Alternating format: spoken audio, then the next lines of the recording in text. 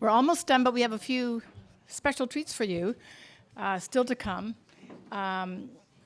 Most importantly, in about 10 minutes, there's wine and cheese for you out in the reception area, so you're welcome to stay and to carry on the conversation.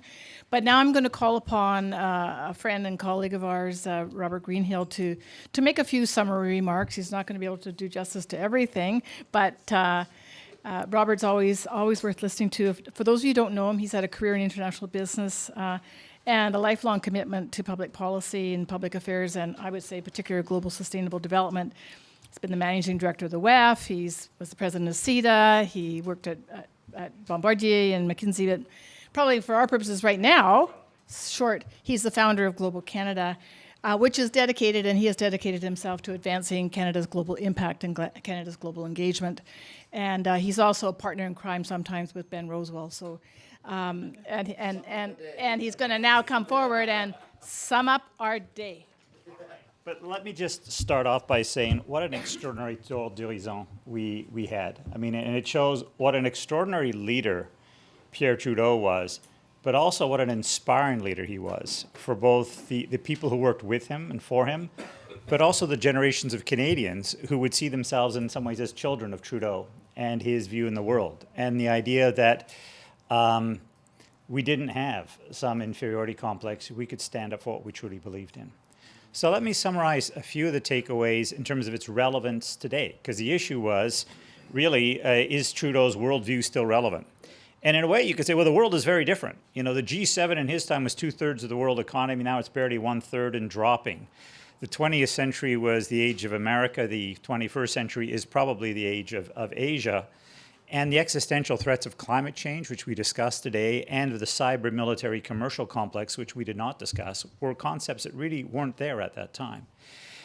And yet, some of this still seems so contemporary. The idea that there's always crises in the Middle East.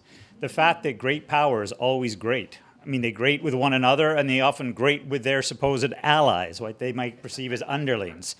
The idea that issues of freedom, the freedom of countries, but now the freedom at that time, but the freedom within countries in terms of indigenous rights or women's rights or LGBTQ rights, this idea of freedom and the role between the individual and society is as relevant as always.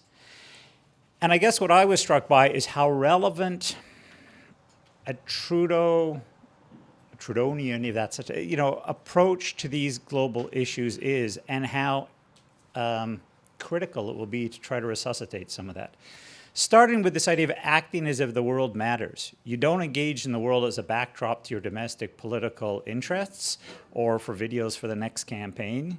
You engage with the world because the world really matters. And you do unto the world as you would have the world do unto you.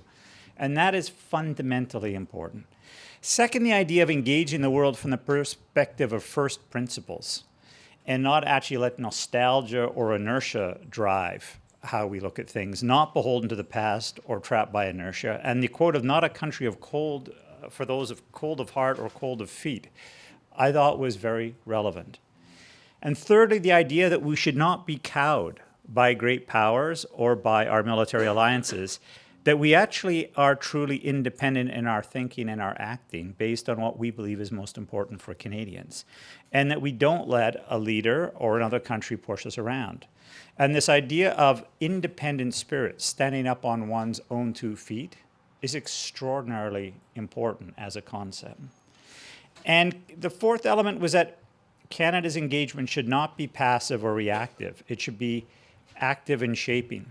So the Trudeau's rejection of the idea of the helpful fixer, something's gone wrong, we can kind of cobble together a group to come up with a declaration in the UN that helps, and kind of where they're helpful, sort of something's there, we as say, well, actually, we should be involved in proactively shaping where the world needs to go.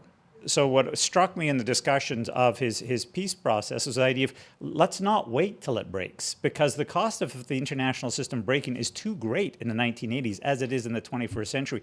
We have to shape in advance. And the interesting thing is the time that Trudeau was thinking that was a time that Dinning, who was the kind of the father of total quality management, was working with Japanese companies on the idea of preventative maintenance and the idea of root cause problem solving and the idea of you actually need to engage beforehand And what struck me is Trudeau actually had that concept in terms of how he was saying Canada should engage.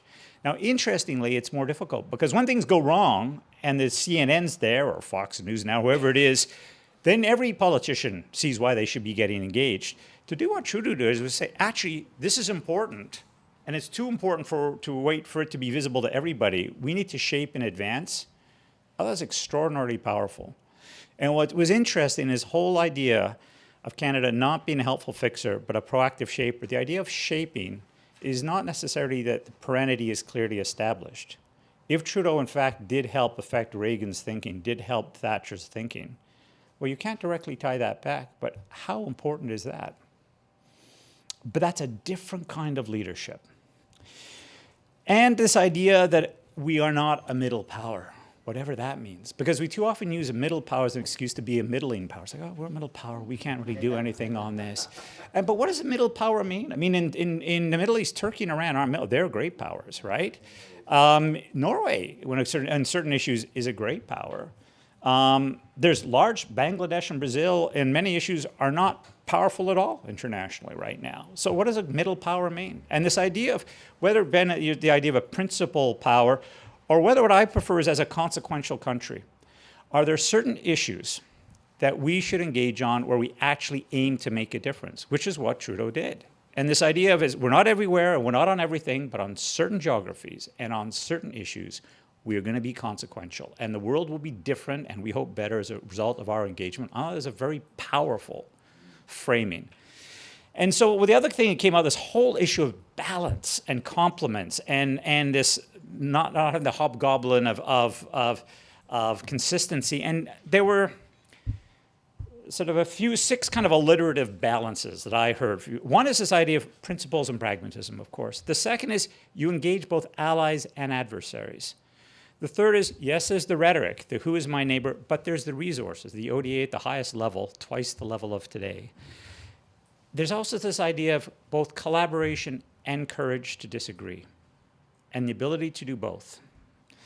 And this idea of continuity where it makes sense, but also creativity and willingness to shape new things. And that leadership is both individual leadership and institutional leadership. He himself showed individual leadership. He empowered others, interesting, both elected officials and civil servants, to take a leadership role that has rarely been allowed since. But also, there was institutional leadership in terms of the creations of the CETAs and the IDRCs. And that combination of these complements, I actually think is very powerful. And there's much we could learn from and apply today. And then this idea of leadership, that it wasn't about tweets or likes, it was about impact. It was about shaping the debate on critical issues and being prepared to take risks. He truly was a global public policy entrepreneur, which means it doesn't always work, or if it works, you won't always get the credit right away. Whether it was on the challenge of trying to step up to the challenge of the new international order, or whether on that peace initiative, or something, this idea of having the guts to step out and to be on the leading edge on these issues. That truly is leadership. And the final point is, and it wasn't partisan.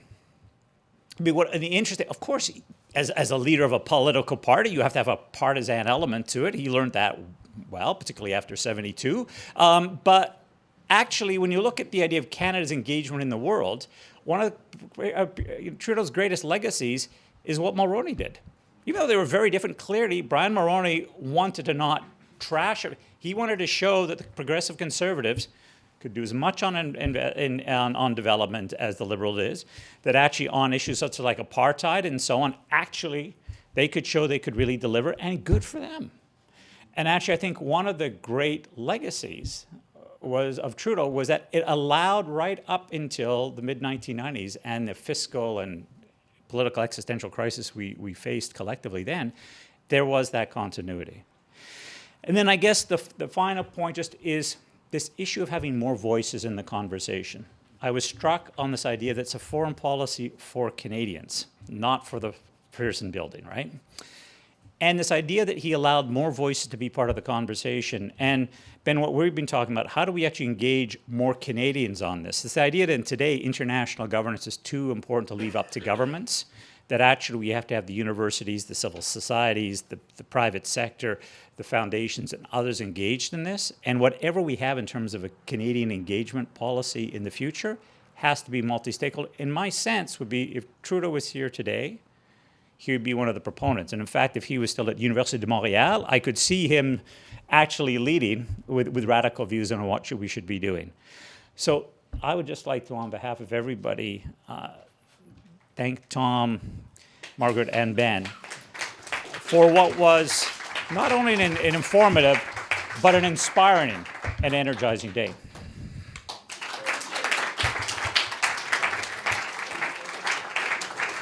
Pierre Trudeau also liked wine and cheese. Ladies and gentlemen, join us next week. Pierre.